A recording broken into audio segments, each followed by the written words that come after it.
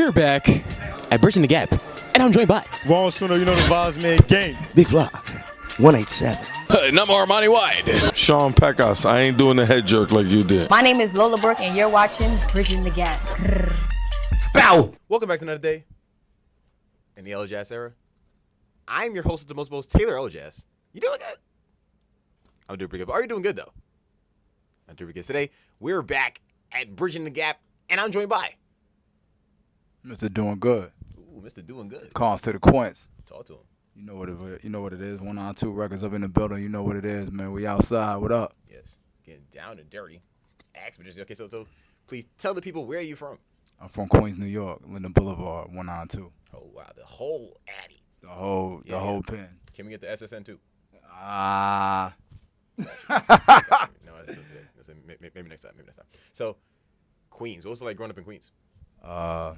You know, beautiful experience. The good, the bad, the ugly. It's the streets. Got you.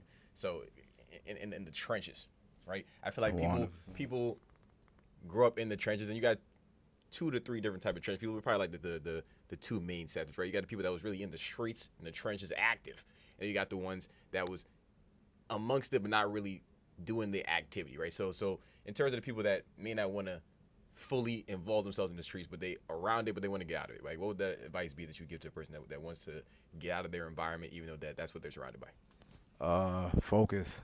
That's my number one advice. Like whatever you have in your head that you want to do, put your energy into that. You know, the streets come with trials and tribulations. Some days it's gonna be good. Some days might lead you to the bullpen or worse than that. You know what I mean? So if you have something in your mind and in your heart that you want to do, and the energy is right, put your energy into that. Got you. Keep your head away from windows, arms inside the ride. You know what I'm saying? Getting down dirty. Feel me? So, Q-Tip is your cousin. Right. Okay. You versus Q-Tip in an arm wrestling match. Who wins? I mean, I'm in the gym every day, but day, I'm sure, I don't know. I haven't. That's a question I've never been presented with. Yeah, I gotta do that. You know what I'm saying? Might have to try that at the next family reunion. You know what I'm saying? Gotta try that out. So, Tribe Called Quest, right? Right. What was an average recording session like in the Tribe Called Quest? During that time, I mean, we actually recorded here. I'm not gonna say where here is for the sake of discretion, but I mean, it could have been anything. It could have been anything happening. It could have been anybody popping in. Like we had sessions where De La Soul would pop in. Obviously, worked with Faith Evans when she was pregnant with Biggie's son on Stressed Out. You know what I mean? It was bananas. We used to primarily work out of Battery Studios, which belonged to Jive Records at the time. So we used to, like, we had D'Angelo playing the piano in one session, just randomly just playing the piano before he was D'Angelo. He was still Mike. You know what I'm saying? So it was a bunch of a great session, great memories, you know. And obviously, for those who may or may not know, this year Tribe has been inducted into the Rock Hall of Fame. So you know what I mean? It's just a great lap. Hey, you run them laps like Usain Bolt, you know, Sha'Carri Richardson on them That type shit. Yeah, I like that. Getting down dirty. So, if you're a Consequence, what was the reason? When I named myself Consequence, it was due to me wanting to be the result, my pen being the result of the things that I would interact in and see in Queens, and so that's where the name came from. So that's the reason, and the result is what was shaking in the hood. Got you. So if someone played with you, what was the consequence? I mean, I think you've seen what happened when people play with me when I was on TV. Next question. Getting down dirty. Accidentally, you don't want to find out about them consequences. Trying to show you. So, what was an average recording session like with Mr. Kanye West? They varied because when Kanye and I first met, it was humble beginnings. So we went from literally recording in his apartment to recording in Wyoming to recording in Atlanta, living in the stadium for Donda. To we were literally recorded anywhere we could rap. Word. So that was a little bit of different. You gotta understand when Tribe was when I joined Tribe to be a member for the Beach Rhymes of Life album. They were already platinum. You know what I'm saying? At that time, when people sold records and when people sold tapes, vinyl, and CDs, so they were already well established. You know, they ushered me in. They put me on. With me and Kanye, it was a little different. Kanye was on as a producer, but I had met Kanye on the cusp of him breaking out to eventually sign to Rockefeller. So we were recording in the crib anywhere we could get studio time.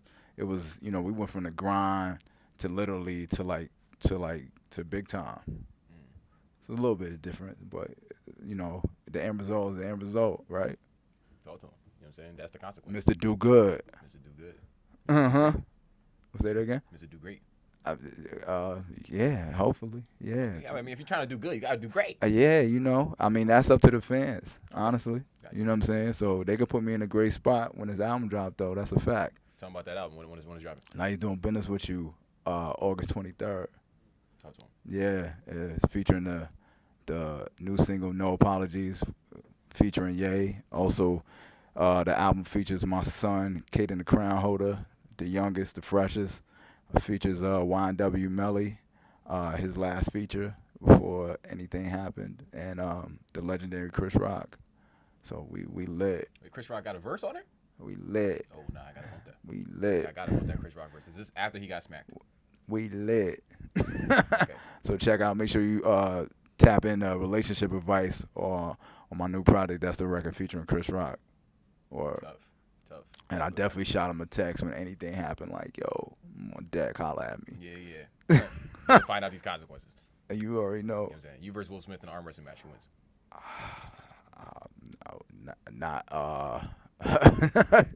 Either way, Jazz will get kicked out the crib, right? Yikes. Getting down and dirty. Rest in peace to Uncle Phil, too. R.I.P. You know what I'm saying? J. Cole tried to tell us. You know what I'm saying? But YNW Melly, right? The last feature before he was incarcerated. Right. Was that an in-person session? Yes. How was that? It was amazing. It was amazing. It was the most spontaneous feature I've ever secured.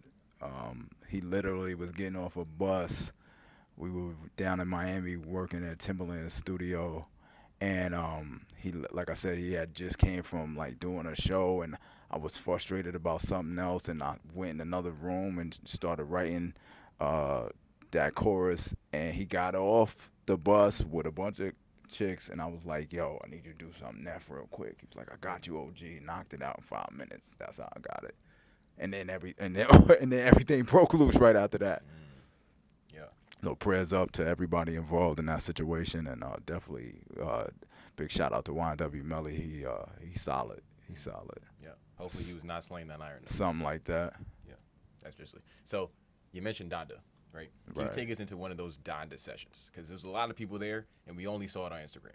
Right. I mean, definitely probably arguably the most intense album that we all were ever involved in, from just from everything. Just, we was coming out the pandemic, so we were like one of the only few teams that was still that was moving around. So we, a lot of people only saw Atlanta, but we were in Vegas, we were in San Francisco with it. We were moving around crazy. We had it's funny, I was just telling somebody, we had one of the best dinners at Aisha Curry's restaurant in San Francisco. She shut the whole restaurant down for us, and it was ill. It was ill. It was ill. It was an ill time.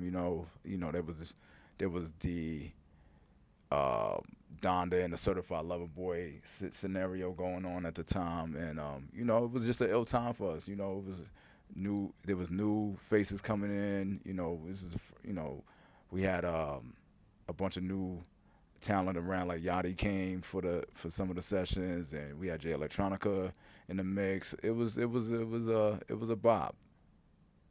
It was a bob.